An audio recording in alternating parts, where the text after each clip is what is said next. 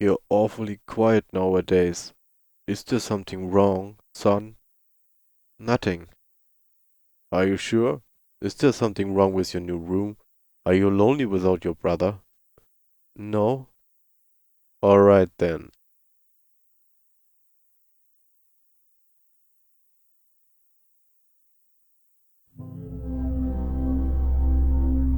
I woke gradually. The room was once again dark. As my eyes adjusted, I could gradually make out the window and the door on the walls, some toys on a shelf, and even to this day I shudder to think of it, for there was no noise, no rustling of sheets, no movement at all. The room felt lifeless, yet not empty. The nightly visitor, that unwelcome, wheezing, hate-filled thing, which had terrorized me night after night, was not in the bottom bunk, it was in my bed. I opened my mouth to scream, but nothing came out. Utter terror had shaken the very sound from my voice. I lay motionless. If I could not scream, I did not want to let it know I was awake. I had not yet seen it, I could only feel it. It was obscured under my blanket. I could see its outline, and I could feel its presence, but I dared not look. The weight of it pressed down on top of me, a sensation I will never forget. When I say that I was past, I do not exaggerate. Laying there motionless, in the darkness, I was every bit a scared and frightened young boy. If it had been during the summer months, it would have been light by then. But the grasp of winter is long and unrelenting, and I knew it would be hours before sunrise, a sunrise which I yearned for. It was a timid child by nature, but I reached a breaking point, a moment where I could wait no more, where I could survive under this intimately deviant abomination no longer. Fear can sometimes wear you out, may make you dread a bear, a shell of nerves leaving only the slightest trace of you behind. I had to get out of that bed. Then I remembered the crucifix. My hand still lay underneath the pillow, but it was empty. I slowly moved my wrist around to find it, minimizing as best I could the sound and vibrations caused, but it could not be found. I had either knocked it off the top bunk, or it had, I could not even bear to think of it, been taken from my hand. Without the crucifix I lost any sense of hope. Even at such a young age, you can be acutely aware of what death is, and intensely frightened of it. I knew I was going to die in that bed if I lay there, dormant, passive, doing nothing. I had to leave that room behind, but how? Should I leap from the bed and hope that I make it to the door? What if it is faster than me? Or should I slowly slip out of the top bunk, hoping to not disturb my uncanny bedfellow? Realizing that it had not steered when I moved, trying to find the crucifix, I began to have the strangest of thoughts.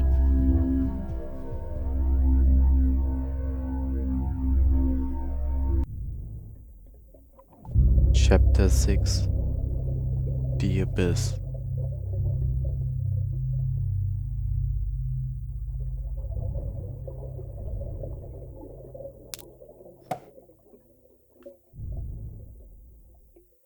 I was underwater.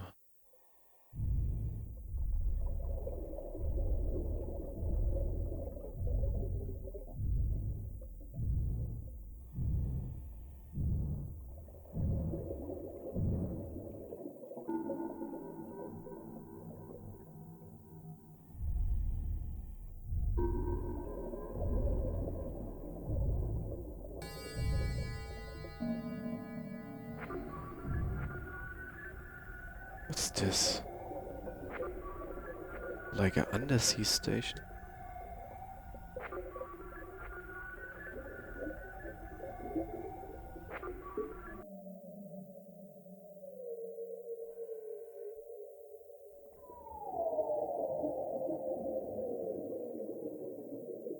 Drain water and remove diving gear.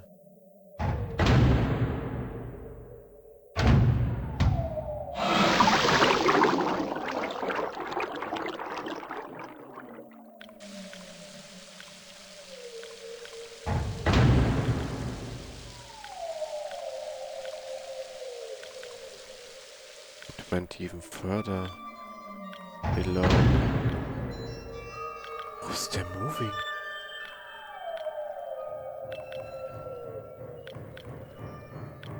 Read logbook. Captain Theodore Fielding, September 2007. One of my biggest fears is deep water, ironic when you consider the fact I am now working on a mining station thousands of feet underwater in the Mariana Trench. I have always wondered why I was afraid and reached a simple conclusion. The true fear presented here is actually going down beneath the surface into the depths. It's a combination of all our most common fears. 1.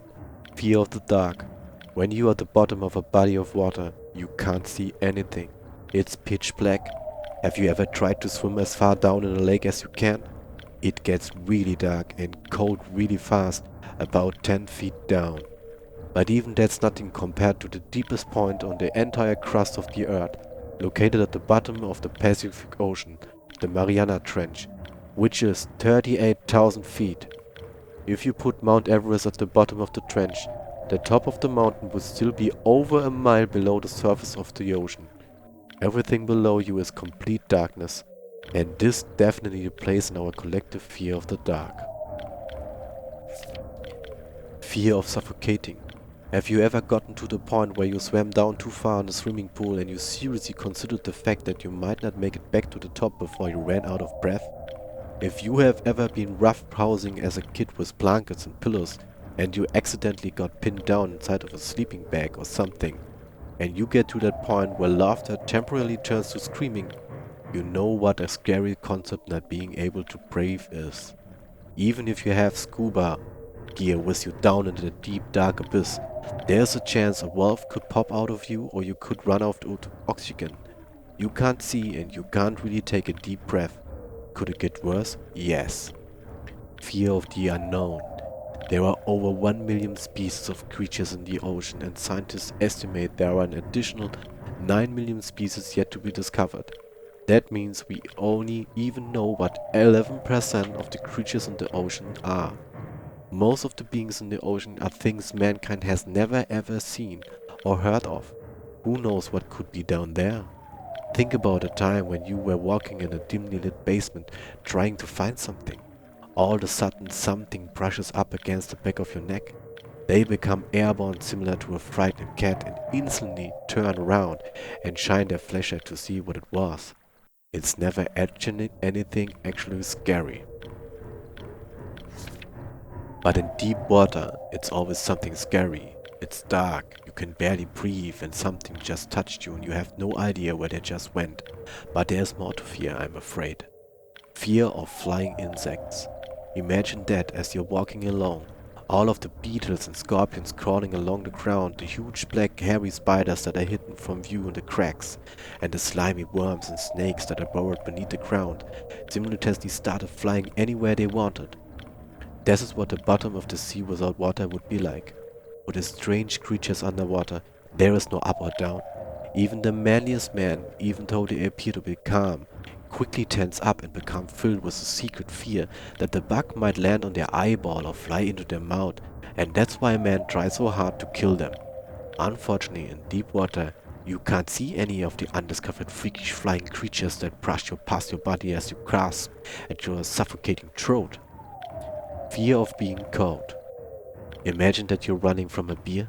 You will be eaten if you are caught, and it doesn't help that bear can run faster sideways than the fastest human can run forward. When you are at the bottom of the sea, everything that is around you was built to move in water. If something truly frightening, like a shark or a giant squid caught sight of you, you could turn the other way and flail about all you want, but the monster will catch up with you in a split second. You can't get away from anything. Even if you had the wherewithal to see and breathe, you couldn't run from danger. It would simply find you and devour you. There were lots of places that I wouldn't want to be, such as trapped in a burning house or alone in the vacuum of space.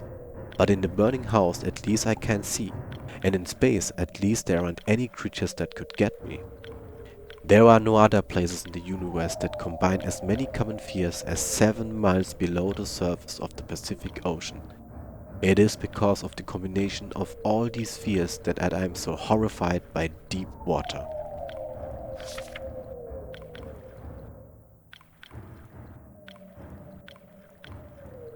Yeah, the deep of the ocean.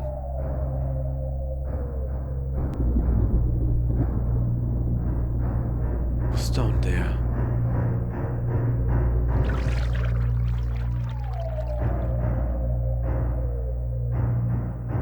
Hey!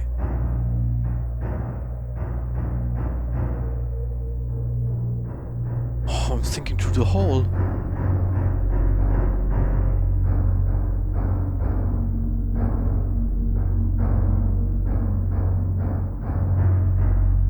There's no end.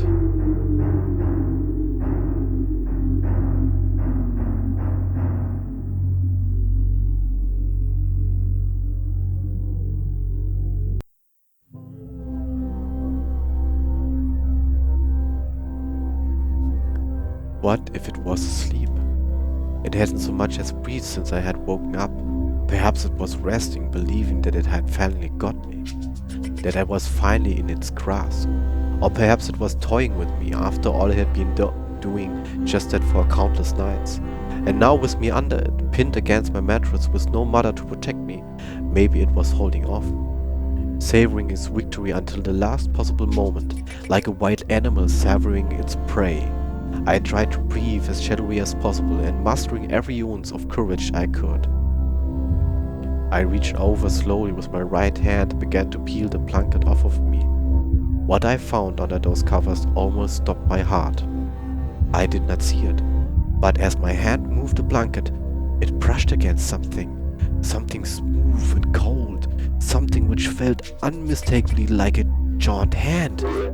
I held my breath in terror, as I was sure it must now have known that I was awake. Nothing. It did not stir, it failed, dead. After a few moments I placed my hand carefully further down the blanket and felt a thin, poorly formed forearm. My confidence and almost twisted sense of curiosity grew as I moved down further to a disproportionately larger bicep muscle. The arm was outstretched, lying across my chest, with the hand resting on my left shoulder as if it had grabbed me in my sleep. I realized that I would have to move this cadaverous appendage if I even so much as hoped to escape its grasp. For some reason, the feeling of torn, ragged clothing on the shoulder of this nighttime invader stopped me in my tracks. Fear once and again swelled in my stomach and in my chest, and as I recoiled my hand in disgust at a touch of straggled, oily hair. I could not bring myself to touch his face, although I wondered to this very day what it would have felt like. Dear God, it moved. It moved. Chapter 7. Hoistia.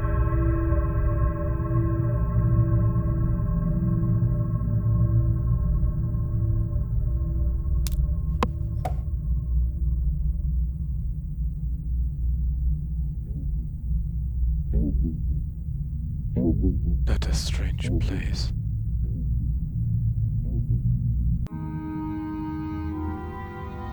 What's this?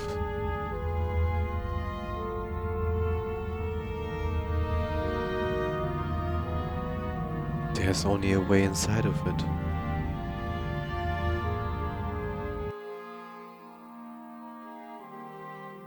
Flying eyeballs.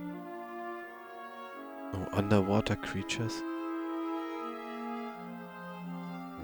More of them. The last enemy that shall be destroyed with death.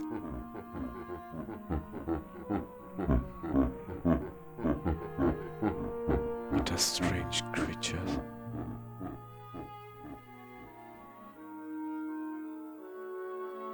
And there's no escape from this place. Except running forward.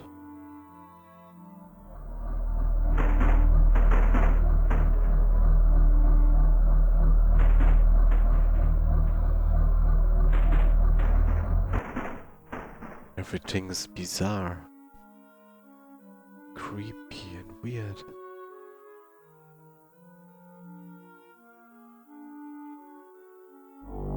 At a crossroads in life, what does one do? Stand at the crossroads if you will, but if you will not choose, I'll move on without you. And having once chosen, never seek to return to the crossroads of that decision. For even when one chooses wrongly, the choice cannot be unmade.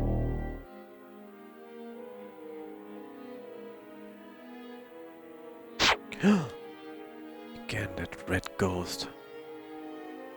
Now he's blocking my way.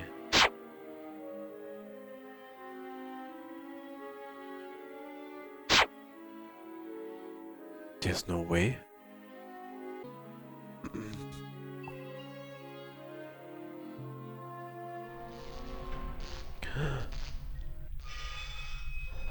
What is this place?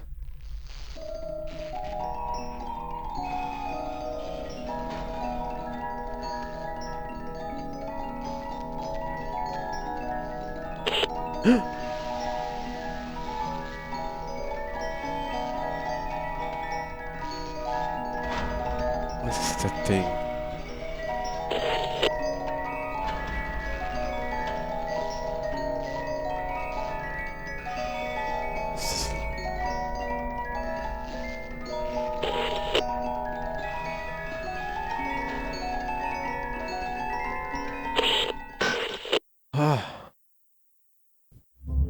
It's like a monster shark.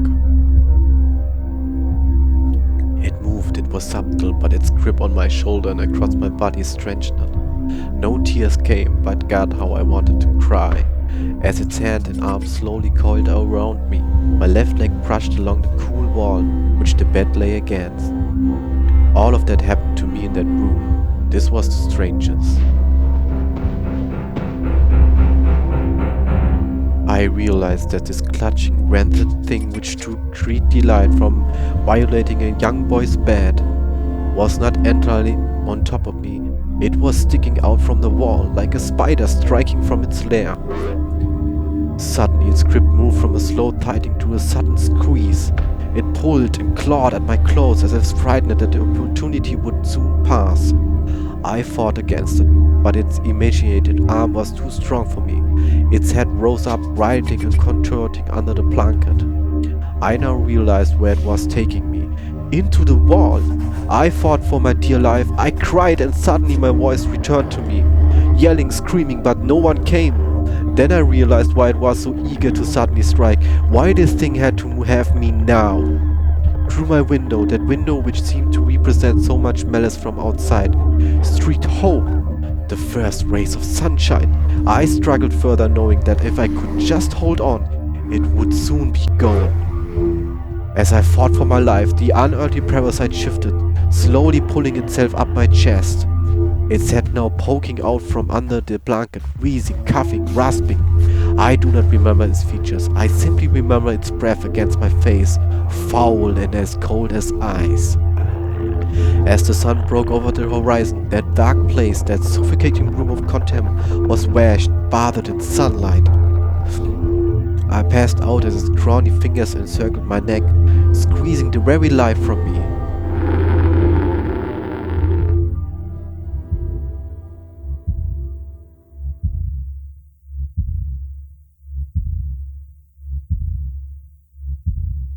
I awoke to my father offering to make me some breakfast. A wonderful sight indeed. I had survived the most horrible experience of my life until then, and now. I moved the bed away from the wall, leaving behind the furniture I had believed would stop that thing from taking a bed. Little did I think that it would try to take mine and me. Weeks passed without incident, yet on one cold, frostbitten night I awoke to the sound of the furniture where the bunk beds used to be, vibrating violently. I lay there sure I could hear a distant wheezing come from deep within the wall, finally fading into the distance. The following year I was given a larger room on the other side of the house, and my parents took that room as their bedroom. They said they didn't need a large room, Just one big enough for a bed and a few things. They lasted 10 days. We moved on the 11th.